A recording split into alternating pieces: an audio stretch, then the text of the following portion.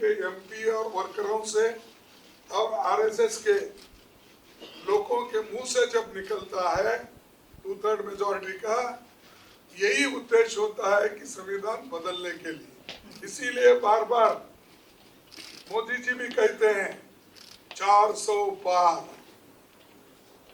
क्यों कहते हैं? अरे आप 2/3 मेजॉरिटी दे दो, हम संविधान बदलेंगे। लेकिन वो अपने मुंह से नहीं बोल रहे, किसी के मुंह से वो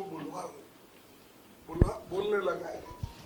नहीं तो अगर मोदी जी के पास हिम्मत है, अरे ये तो रिजर्वेशन के खिलाफ है, सोशल जस्टिस के खिलाफ है, मेरा पार्टी का आदमी अगर कोई बोलेगा उसको पार्टी के बाहर निकालूंगा, अगर ये हिम्मत करे तभी लोगों को विश्वास होता है। एक तरफ तो तुम चुप बैठते हो, ये दूसरे तरफ संविधान की रक्षा हम करते हो ये कहते हैं, तो ये जो देश में चल रहा है और उसका मकसद भारी बहुमत लेने का, संविधान बदलने का ही उनका इरादा है। इससे देश में हंगामा मचेगा अगर आप संविधान को बदलने की बात बार अगर करते रहेंगे। एससी एसटी का रिजर्वेशन संविधान में तो दिया गया है, अब क्या बदलना चाहते हैं आप? ये सवाल आज पूरे देश के सामने है और हमेशा ये कहते हैं, अभी भी दुख के साथ कहना पड़ता है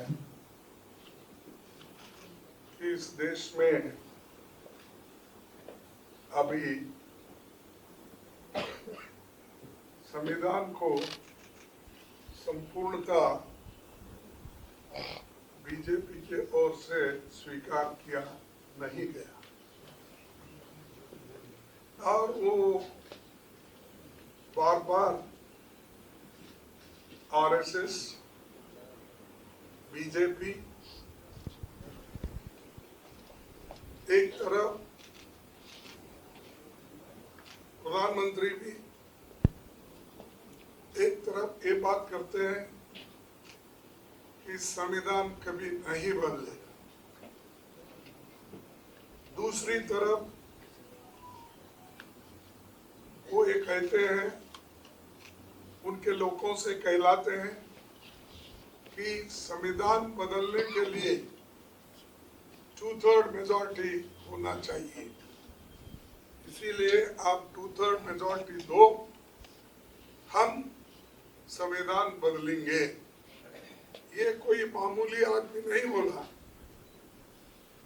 ये कोई फ्रिंज, क्या बोलते इसको, हाँ, फ्रिंज एलिमेंट नहीं है, ये तो बीजेपी के नेता है, एमपीज हैं, आरएसएस संगठन है, ये पहले से बोलते आए हैं।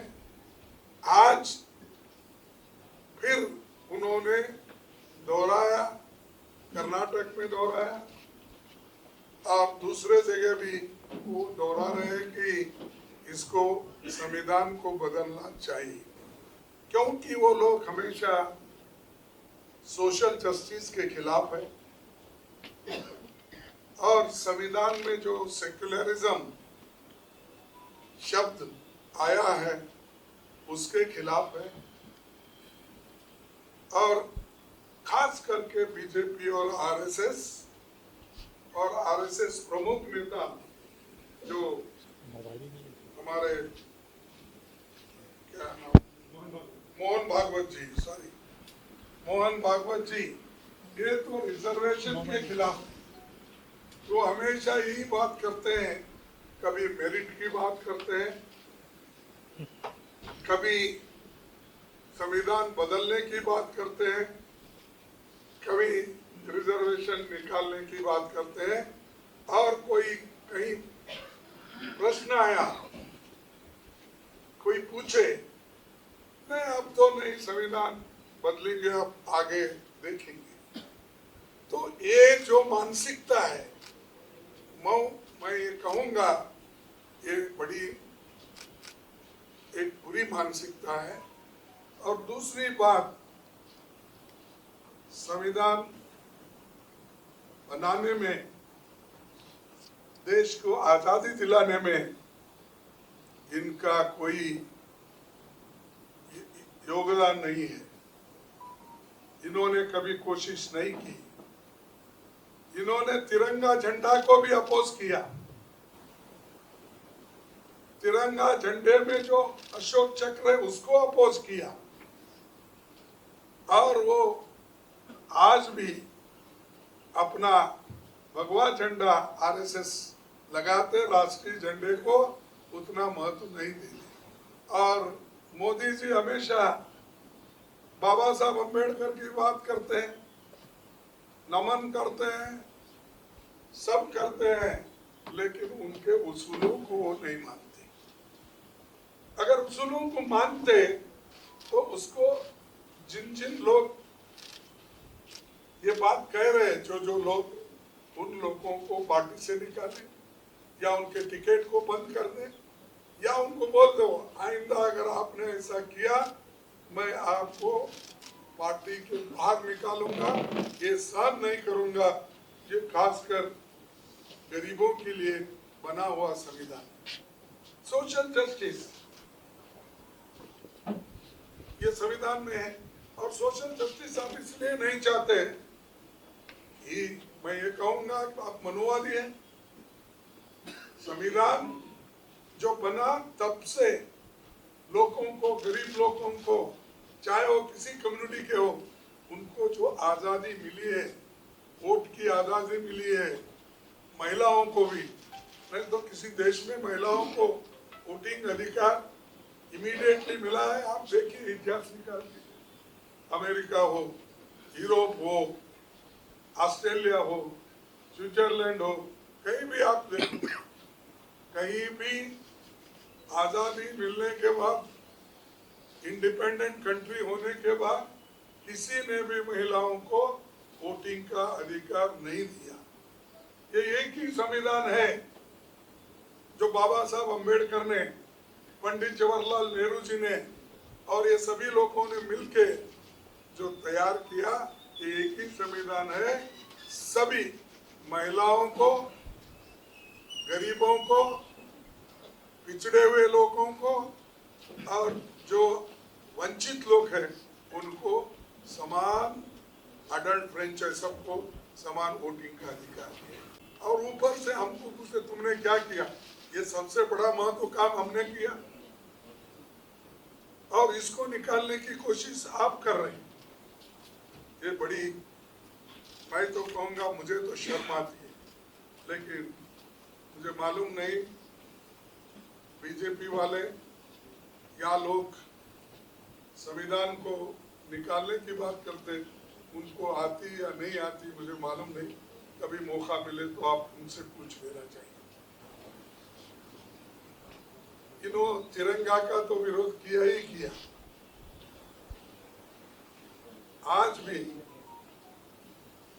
वो हमेशा कांग्रेस पार्टी की आलोचना करते ही रहते हैं, या तो कांग्रेस का, या तो हमारे नेताओं का, या हमारा, ये करते रहते। करने दो, वो आजादी है, हमने आजादी दी संविधान में, कोई भी बोल सकता है। हम तो ये आजादी दिए, आपको भी आजादी मिली है, लिखने की आजादी, पढ़ने की आजादी, बोलने की आजादी आपको भी मिली है। अगर ये बंद कर लेना, अगर आपकी इच्छा है, आप भी चुप बैठिए। अगर आप भी नहीं चाहते कि freedom of speech, freedom of expression, तो ठीक है, ये सब चल रहा है। उसके बाद वो माइनॉरिटी को भी नहीं चाहते।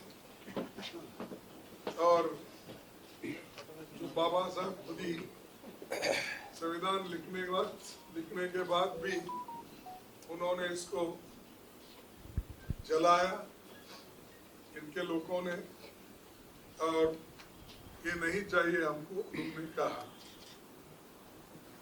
तो वो छोड़िए, उसके बाद में भी लंबा यशस्वी कानून, यशस्वी कॉन्स्टिट्यूशन, उसको भी हम 70 साल के बाद या 75 साल के बाद अभी भी परीक्षा करना चाहते हैं, तो ये बड़ा दुर्दैव है। और मैं कहूँगा कि ये गरीबों को हकूक छीनने के लिए ये सारी इनकी कोशिश हो रही है। दूसरी चीज, संविधान के तहत जो संस्थाएं हैं, ऑटोनमस बॉडीज है, उन ऑटोनमस बॉडीज को भी इन्होंने एक एक करके खत्म कर रहे हैं।